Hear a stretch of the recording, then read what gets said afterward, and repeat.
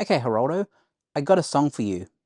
The wheels on the bus go round and round, round and round, round and round. The wheels on the bus go round and round all throughout the What's town. wheels on the Because bus? this is 10% luck, 20% skill, 15% concentrated power of will, 5% pleasure, 50% fame, and 100% reason to remember the name.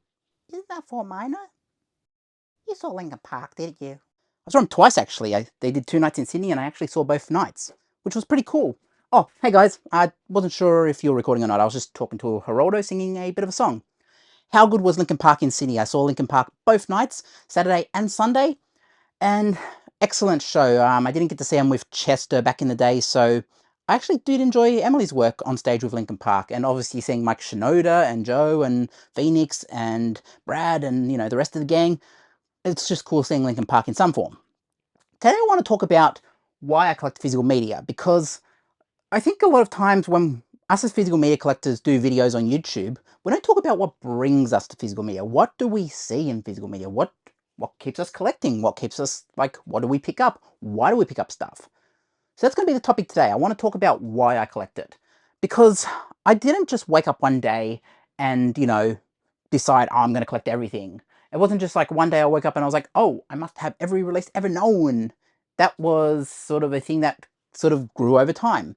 But why do I collect? I'm going to adjust this light over here because it's looking pretty dark on this side of my face. There we go. Now that's a bit more light. Lighting setups.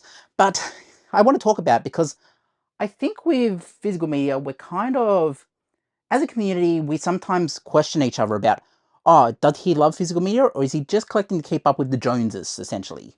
So, one thing that I really love is ownership. And ownership is a big conception of why you would actually buy a physical media release.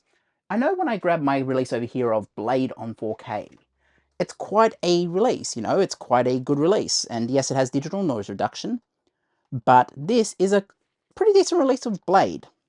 Now, owning this cut of Blade on 4K Blu-ray, this is a quite good Blu-ray, and 4K I should say.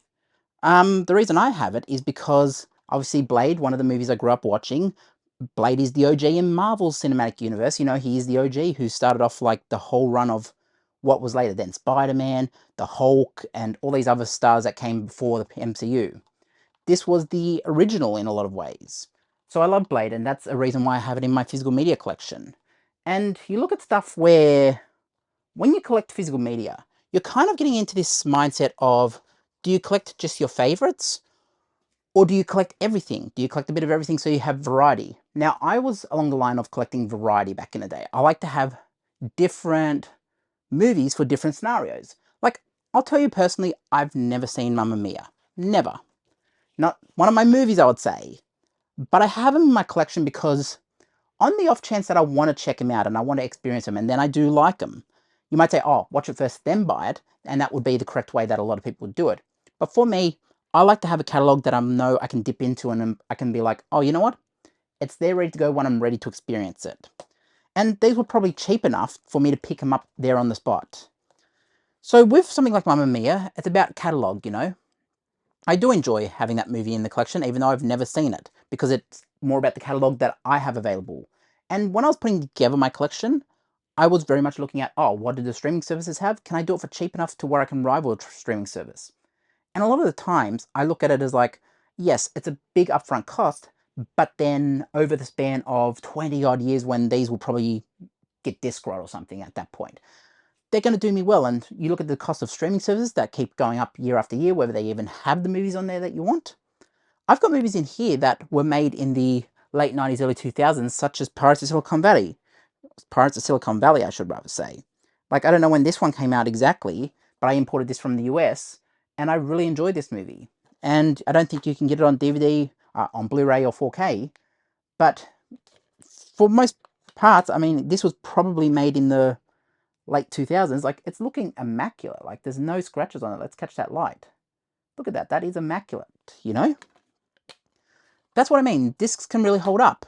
And let's say there was an outage of the internet. Let's just say you had no access to the internet for an extended period. The thing I like about Blu-rays, DVDs, and 4Ks is that you have your movies available. Now, I've talked many times about liking Titanic. It's probably my favorite movie of all time. just because of, this was the ultimate disaster movie in the 90s when I was growing up, This was, they tear apart the ship. You build the relationship with the ship, and yes, obviously Jack and Rose, you build the relationship with them as well. But then the whole point of this movie is you have to feel like the Titanic's a character. So then when it all goes to hell after the iceberg, you kind of are seeing like, oh, that's tearing apart, and oh, look at the grand staircase and all that all blowing apart and from the water.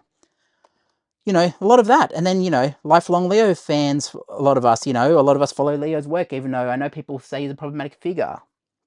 But, his movie won the Oscar this year. I have to give him a shout out. The Oscars were on recently. And the movie that he was recently in, all one on the front, or I don't know what it was. I don't know what it's called. Sorry, I'm getting my names mixed up. But the latest Leo movie, I believe it's produced by Warner Brothers. That won the Oscar Best Picture. So quite an interesting one. But I also want to talk about like the movies that are in my collection that I don't watch. Why do I collect those? Because it's one to collect the movies that you love. It's one to collect movies that you enjoy. But then when you really if you don't enjoy them much, why are they in your collection? I mean, if you look at something like Gemini Man, probably never going to rewatch it. I mean, it was a decent enough movie, but honestly, who cares about that movie? I don't really care about it. I mean, it has a weird AI Will Smith in it, obviously, clone Will Smith. But I'm probably never going to watch it again. So why is it in my collection? Well, as I said, catalog plays a big part. But why do I not sell it then? Why don't I let another collector have it? Why don't I just throw it or fold it down or whatever? I fold it down on my Blu-rays, for example. Why don't I do that with that if I'm not going to watch it again? Well, I also like the display of it, I really like the display of it. But I also really like that ownership over that movie now means that if I do have that spark to watch the movie again, I can just grab it off the shelf and watch it. I don't have to go and get on a streaming service or subscribe for a month or a year or whatever the subscription is at the time. I don't have to put out any more money than what I've put into it. And I probably got that movie for, I don't know, probably a couple of bucks, maybe 20 bucks, maybe 15. Who knows? I may have got it on sale. But you look at that and you look at, okay, that's the price of subscription per month. You look at this thing of like, I might want to watch it again one time in 10 years. It should still be there in 10 years. I won't have to resubscribe. But I think what I look at is freedom from the streaming services. Freedom is what I look at. I look at, okay, owning my movies is an upfront cost, but I'm free of streaming services. I don't have to stream The Simpsons on Disney Plus. It's available on Disney Plus. Don't get me wrong, you can watch it on Disney Plus. And I think they have the correct aspect ratio there on Disney Plus now. They've got an option where you can toggle between 16:9 or 4:3. But I don't even have to worry about that. If I want to watch The Simpsons, I got The Simpsons. Boom. I can watch it right there and then. I don't have to worry about what's the price of Disney Plus. Oh, do I have to read that user agreement? Do I have to worry about if I'm going to get an ad for something that I don't want because they've watched my history? No, I've got it right there. I can watch The Simpsons. And also, the hard to get movies are also in my collection. You can see over here towards the end of the frame, Dawn of the Dead. Dawn of the Dead is one of those movies that are very hard to get on streaming, and yes, it might be available in some form on streaming services like Apple or whatever, like Apple, the iTunes Store. What was the iTunes Store? But this has so many different cuts, so many different varieties, and so many songs that you just can't put on certain releases and certain online things, that this is a hard thing to get in a certain form. This has all the copies of it. This has even the Argento cut in there. Now, I also have the Argento cut from Midnight Factory that has this version of this, so I've kind of doubled up on these, but they've both got their thing. And why do I have doubles of this in the collection? Let's get that thumbnail. That's a cool thumbnail. But, I know you guys love me doing thumbnails in the middle of the video, but I don't care. If you say a good thumbnail, I do the thumbnails right there and then.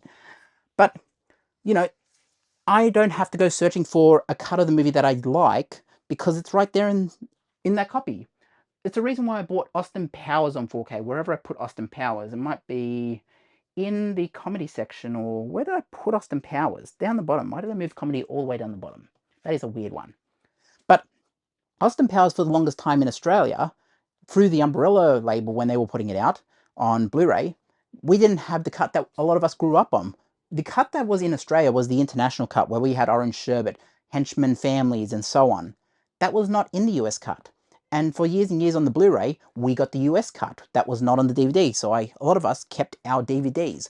A lot of us kept box sets like these, We kept box sets like this. I've still got them out because I love Austin Powers. It's one of my favorite movies growing up. Got box sets like this. That's a pretty cool box set, by the way. That's a very nice box set. Look at that. That's a very nice box set. But that's a good box set right there. That's a good one. And then, Austin Powers box sets like this. And this has the international cut. Now, I like that version, and it wasn't until 4K that we actually got it in a higher resolution, the cut that I like. So I collected that.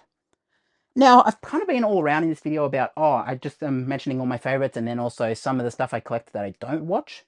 What about, what do I collect overall? What am I trying to achieve with my collection? Well, what I'm trying to achieve is catalog that just isn't as easily accessible on streaming services, or stuff that is a bit more exploratory. So like, with streaming services, they will tell you what they want you watching. They will say, hey, welcome back, here's a new movie. But discovery in my collection is very easy compared to the streaming services. With the streaming services, you really have to sit there and go, next, let's turn on the light. We'll do a little example of this. Turn on that one and put on that one. I'll go like, next, nah, blah, blah, blah, blah. And you'll just be there for hours on end, just clicking a button, trying to find something that looks good to you. And with mine, all I have to do, come in here, I'll stand in front of the collection like this. I'll just stand in front of it, look at all those tour dates, because I got a cool Linkin Park shirt at the Linkin Park concert. But I'll look at my collection. I'll just be standing in front of my collection, and I'll go like, okay, what's something I haven't seen in a while? I've seen Juice before, so I won't get Juice off the shelf. But I've never seen the Maltese Falcon. I've seen parts of the Maltese Falcon, but I've never sat down and watched the full movie. So there it is right there. I can go discovery and go like, oh yeah, I definitely need to watch this one. And that can help you discover stuff that might not be recommended because it's quite an old movie. But I can find that in my collection pretty easily because my eyes get attracted to it. And then, you look at, what's his name, Humphrey Bogart on the front of that. And then you go, okay, I want to read the story now. I want to read what it's about. It's the same reason why I found Scarface, and it's in my collection somewhere.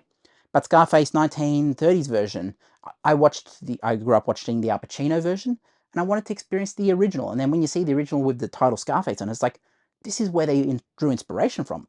I want to see the downfall of an American gangster. That's the point of Scarface. And yes, you might say, oh, but, Tony Montana's not Colombian, he's Cuban. And, there's different ways of how they do it, different interpretations. But then you see different interpretations. The reason I collect is because discovery in my collection is easy compared to the streaming services. As I said, I'm not sitting there going, I don't like this one, don't like that one, don't like me. I don't think that's the way to do a collection.